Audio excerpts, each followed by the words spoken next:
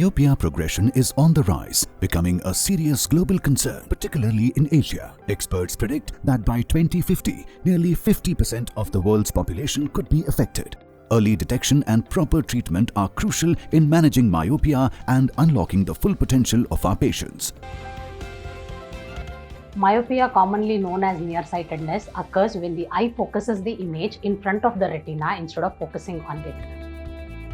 The eye experts are still unsure of the exact causes of myopia but believe it could be genetics and environmental factors.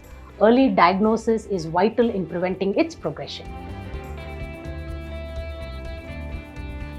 It's crucial to understand that up to 15% of patients with myopia may develop high myopia, putting them at a risk of ocular diseases such as myopic macular degeneration, retinal detachment, glaucoma, and cataracts. The rising prevalence of myopia necessitates a specialized Myopia Management Centre, where expert optometrists and advanced technologies can provide tailored solutions.